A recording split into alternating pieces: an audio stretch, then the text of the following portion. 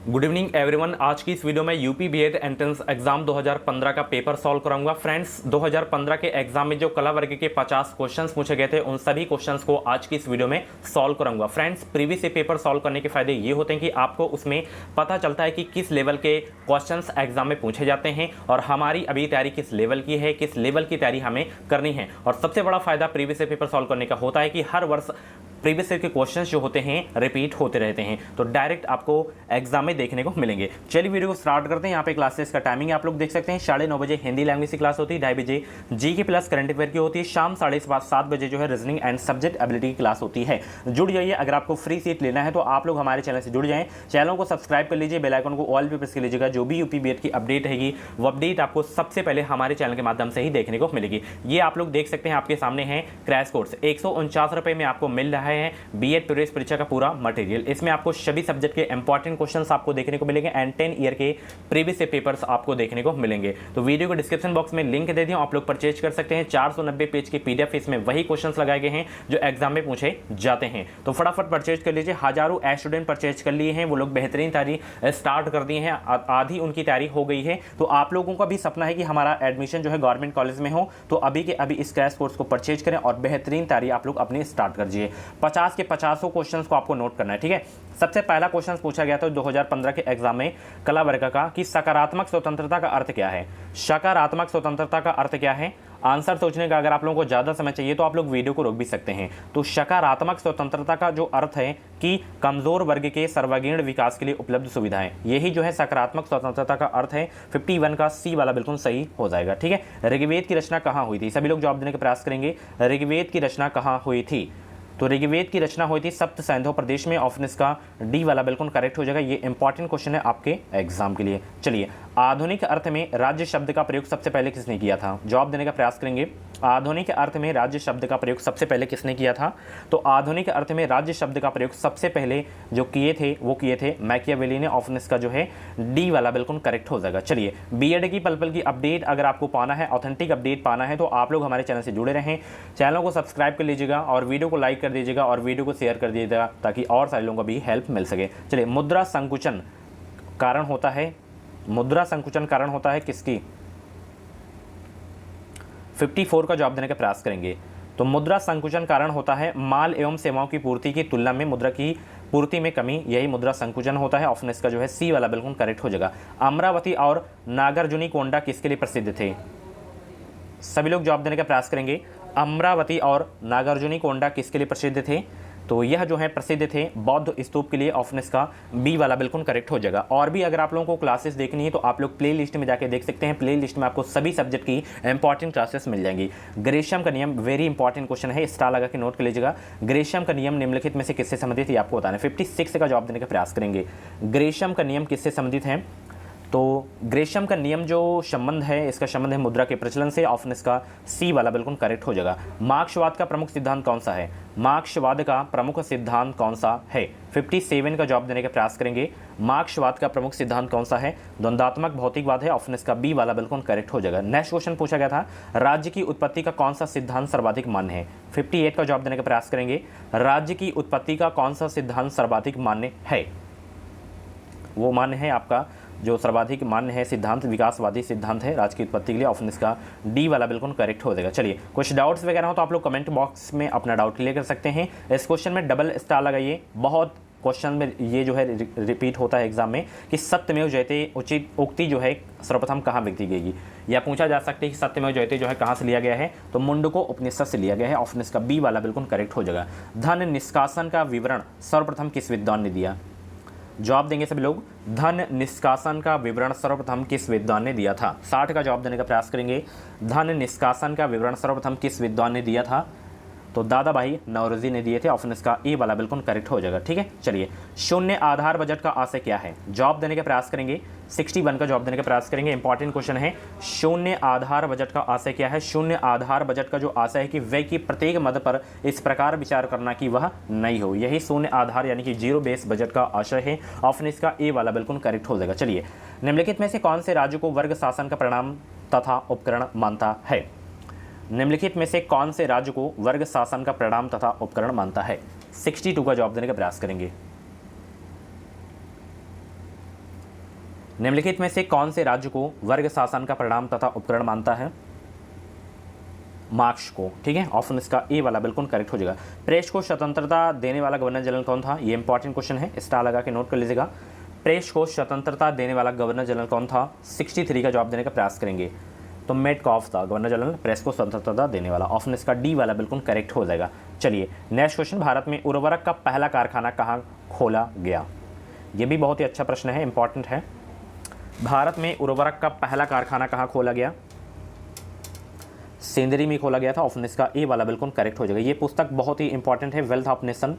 इसके लेखक बताइए, वेल्थ ऑफ नेशन। इंपॉर्टेंट लिख भी लीजिएगा अगर आप लोग फर्स्ट टाइम इस क्वेश्चन को देख रहे हैं तो वेल्थ ऑफ नेशन के लेखक हैं एडम स्मिथ। ऑप्शन इसका बी वाला बिल्कुल करेक्ट हो जाएगा। चलिए, पैरेटो के अनुसार अनुकूलतम कल्याणकारी स्थिति प्राप्त हो सकती है किस दशा में? पैरेटो के अनुसार अनुकूलतम कल्याणकारी स्थिति प्राप्त हो सकती है किस दशा में? पूर्ण प्रतियोगी दशाओं में जो है प्राप्त हो सकती है। ऑप्शन इसका ए वाला बिल्कुल करेक्ट हो जाएगा। लगान का प्रतिष्ठित सिद्धांत के प्रतिपादक हैं?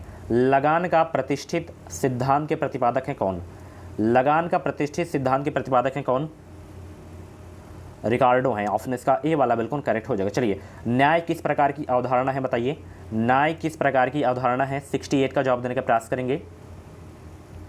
न्याय किस प्रकार की अवधारणा है? कानूनी है। ऑप्शन इसका बी वाला बिल्कुल करेक्ट हो जाएगा। चलिए नेक्स्ट क्वेश्चन पूछा गया था 1931 में सविनय अवज्ञा आंदोलन वापस लिया गया था किसके बाद?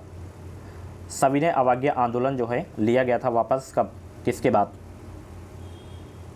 तो गांधी इरविन समझौते के बाद जो है लिया गया था। ऑप्शन इसका ए वाला बिल्कुल करेक्ट हो जाएगा। ये वाला बहुत इंपॉर्टेंट क्वेश्चन है, नोट कर लीजिएगा आप लोग इसे। चलिए अगला प्रश्न पूछा गया था यहाँ पे, गोल्डन हैंड शेक स्कीम किससे संबंधित है?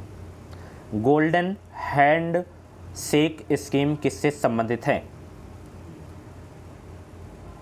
तो यह जो है स्वैच्छिक सेवानिवृत्ति से संबंधित है। ऑप्शन इसका डी वाला बिल्कुल करेक्ट हो जाएगा। चलिए, भारत का इतिहास लिखने वाला प्रथम विदेशी इतिहासकार किसे कहा जाता है? भारत का इतिहास लिखने वाला प्रथम विदेशी इतिहासकार किसे कहा जाता है? अल बरूनी को कहा जाता है। ऑप्शन इसका डी वाला बिल्कुल करेक्ट हो जाएगा। चलिए नेक्स्ट क्वेश्चन पूछा गया था, फेडरल गवर्नमेंट किसकी कृति है? ये बहुत इंपॉर्टेंट क्वेश्चन है। फेडरल गवर्नमेंट किसकी कृति है? 72 का जवाब देने का प्रयास करेंगे। केसी वियर की कृति है फेडरल गवर्नमेंट। ऑप्शन इसका सी वाला बिल्कुल करेक्ट हो जाएगा। चलिए नेक्स्ट क्वेश्चन, नाजीवाद किससे संबंधित है बताइए? नाजीवाद किससे संबंधित है?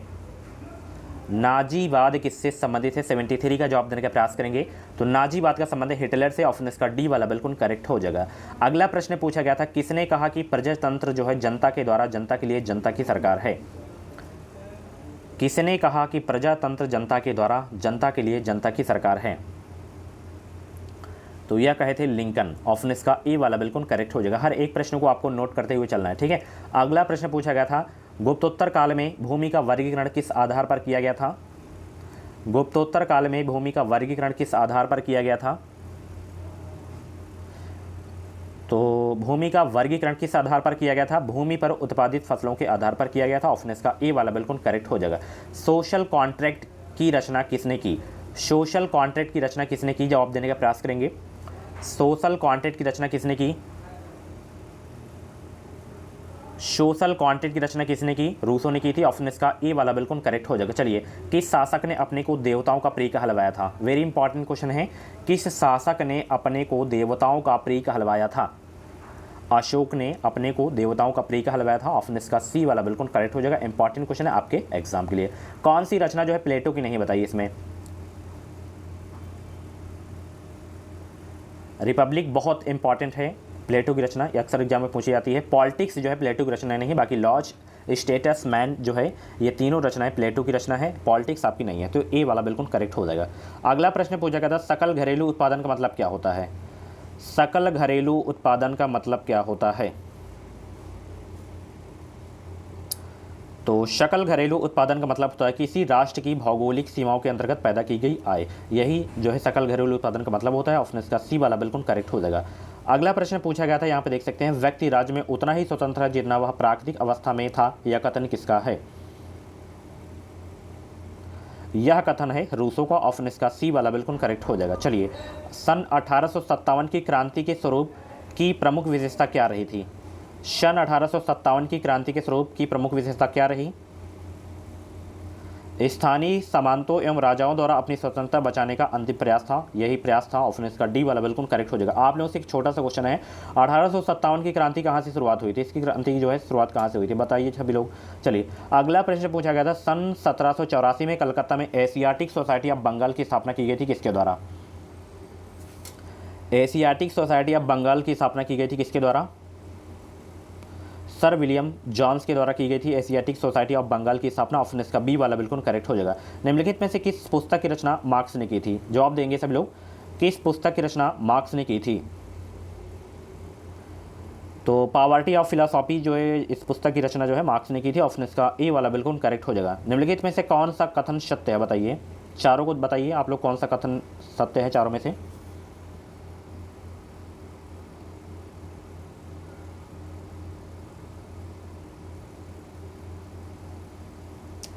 तो इसमें देखिए, साधन कीमत प्रभाव बराबर उत्पादन प्रभाव प्लस तकनीकी प्रतिस्थापन प्रभाव, ए वाला जो आपका कथन है बिल्कुल सत्य है। ठीक है, चलिए अगला प्रश्न आप देखिए पूछा गया था, रिजर्व बैंक ऑफ इंडिया का जो है राष्ट्रीयकरण कब हुआ था? कल ही क्वेश्चन पूछा गया था। 1949 में स्थापना पहुंची तो 1935। इंकलाब जिंदाबाद का नारा किसने दिया था? ये भी क्वेश्चन करवा चुका हूं, आप लोग बताइएगा। चलिए, कांग्रेस का प्रथम विभाजन कब हुआ था?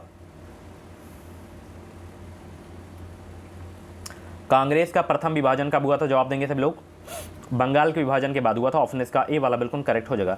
ब्रेक इवन बिंदु क्या है? ब्रेक इवन बिंदु क्या है? ब्रेक इवन बिंदु क्या है?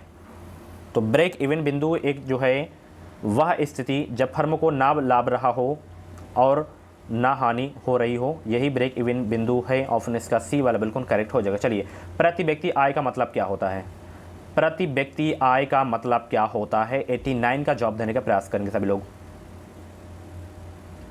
तो प्रति व्यक्ति आय का मतलब है माय डियर फ्रेंड्स, राष्ट्रीय आय प्लस राष्ट्र की कुल जनसंख्या, यही प्रति व्यक्ति आय का मतलब है। ऑप्शन इसका बी वाला बिल्कुल करेक्ट हो जाएगा। चलिए, कोई व्यक्ति कुछ करना चाहे तो वैसा करने से रोका ना जाए, इस प्रकार की स्वतंत्रता को क्या कहा जाता है? ये बहुत ही अच्छा प्रश्न है।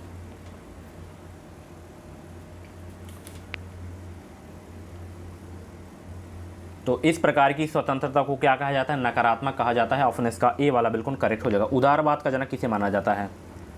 उदारवाद का जनक किसे माना जाता है? जॉन लॉक को माना जाता है उदारवाद का जनक। ऑप्शन इसका बी वाला बिल्कुल करेक्ट हो जाएगा। चलिए, खुले बाजार की क्रियाएं यानी कि ओपन मार्केट ऑपरेशन निम्नलिखित में से किस नीति का अंग है?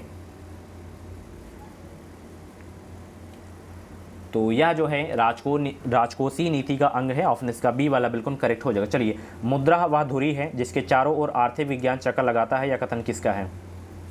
मुद्रा वह धुरी है जिसके चारों ओर आर्थिक विज्ञान चक्कर लगाता है, यह कथन किसका है? तो यह कथन है मार्शल का। ऑप्शन इसका ए वाला बिल्कुल करेक्ट हो जाएगा। चलिए, नेक्स्ट क्वेश्चन पूछा गया था, किसने कहा था कि राज्य को आर्थिक मामलों में हस्तक्षेप नहीं करना चाहिए? किसने कहा था कि राज्य को आर्थिक मामलों में हस्तक्षेप नहीं करना चाहिए? यह कहते हैं एडम स्मिथ। ऑप्शन इसका जो है बी वाला बिल्कुल करेक्ट हो जाएगा। चलिए, आर्यों का मूल निवास स्थान क्या था? आर्यों का मूल निवास स्थान था क्या? 95 का जवाब देने का प्रयास करेंगे तो आर्यों का मूल निवास स्थान था एशिया माइनर। ऑप्शन इसका बी वाला बिल्कुल करेक्ट हो जाएगा। चलिए, पानीपत के प्रथम युद्ध में बाबर ने किसको पराजित किया था? इब्राहिम लोदी को। ठीक है, 1526 में युद्ध हुआ था